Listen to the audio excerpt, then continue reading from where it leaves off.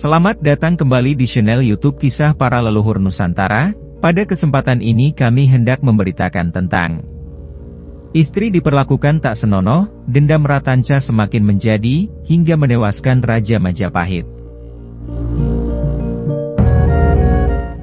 Para pecinta dan para subscriber YouTube Kisah Para Leluhur Nusantara.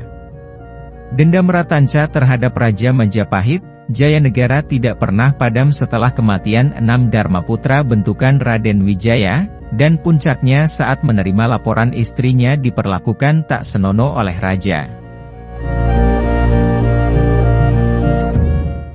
Ratanca adalah salah satu anggota Dharmaputra, jabatan yang dibentuk Raden Wijaya, pendiri Kerajaan Majapahit.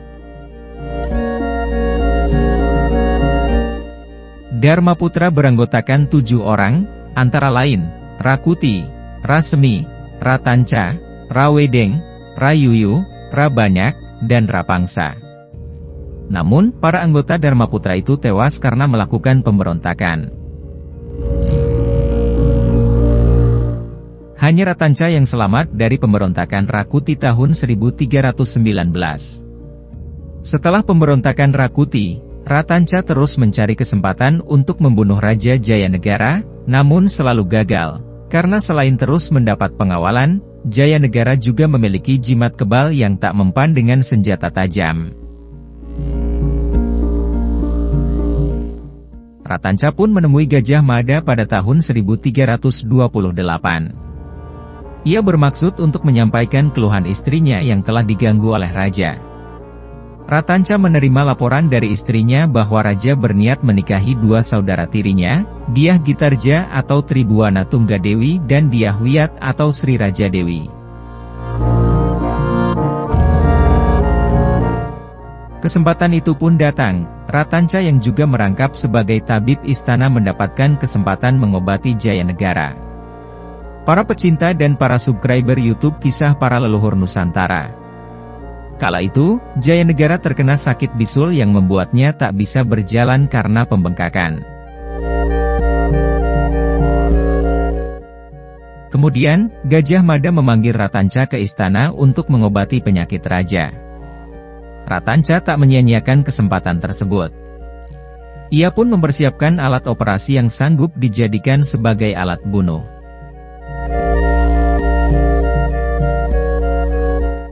Dia menggunakan alat operasi karena dalam kamar Raja, Ratanca tidak diperkenankan membawa senjata. Ratanca pun menusukkan pisau operasi, taji, pada bagian tubuh Jayanegara yang membengkak. Sayang tusukan Ratanca tidak mempan karena jimat kebal yang dipakai sang Raja. Ratanca pun tak kehabisan akal, dengan cerdiknya dia meminta kepada sang Raja untuk membuka jimatnya agar operasi bisa dilakukan.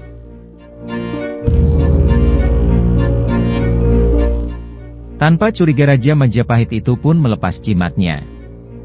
Dan akhirnya Ratanca pun bisa menusukkan pisaunya sampai Jayanegara tewas.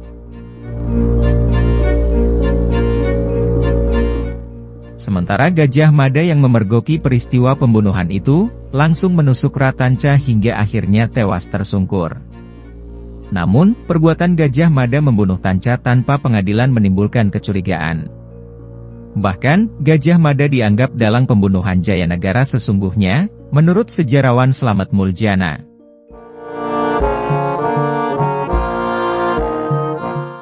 Saat itu, Gajah Mada sedang menjabat sebagai Patih Daha dan dekat dengan Dyah Wiyat.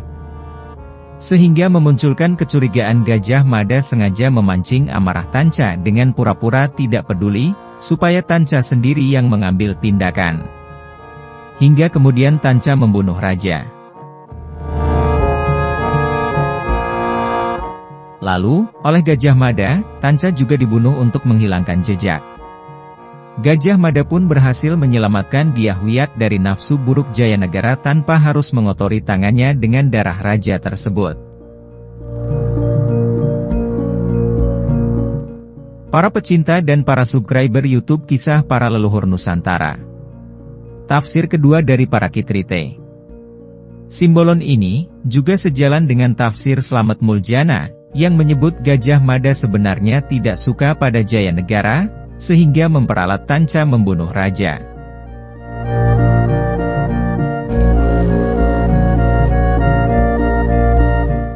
Lalu, Gajah Mada langsung membunuh Tanca untuk menghilangkan jejak. Konspirasi pembunuhan Jayanegara tersebut juga diungkap Muhammad Yamin dalam bukunya yang berjudul Gajah Mada Pahlawan Persatuan Nusantara.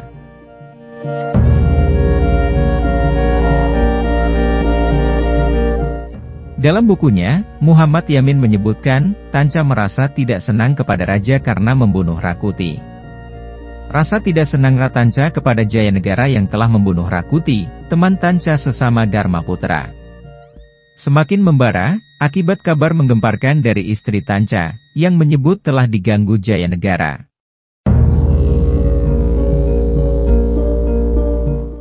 Kabar dari istri Tanca tersebut, membuat Gajah Mada memeriksa Tanca secara intensif. Saat proses pemeriksaan berjalan, ternyata Jayanegara sakit bisul dan meminta Tanca membedahnya. Pada saat itulah Tanca melampiaskan dendamnya dengan membunuh raja menggunakan pisau. Para pecinta dan para subscriber YouTube Kisah Para Leluhur Nusantara.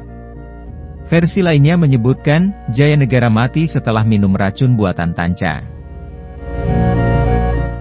Racun tersebut sengaja dibuat Tanca, karena adanya hasutan dari para pemberontak.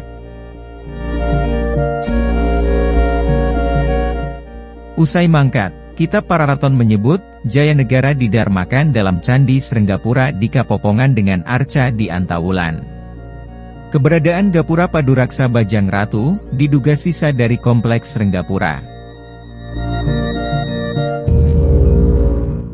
Sementara menurut Kitab Nagara Kretagama ia dimakamkan di dalam pura berlambang arca Wisnuparama.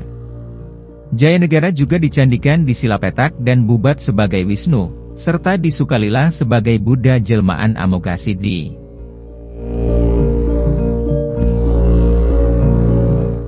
Saat mangkat, Jayanegara belum memiliki keturunan. Hal ini membuat tahta Raja Majapahit dijabat Gayatri yang merupakan ibu suri di Kerajaan Majapahit. Tetapi karena Gayatri telah menjadi seorang biksuni, akhirnya Raja Majapahit diisi adik tiri Jayanegara, Dyah Gitarja yang bergelar Tribhuwana Wijaya Tunggadewi. Keberadaan Candi Bajang Ratu sebagai sisa tempat pendarmaan Jayanegara, hingga kini masih berdiri kokoh.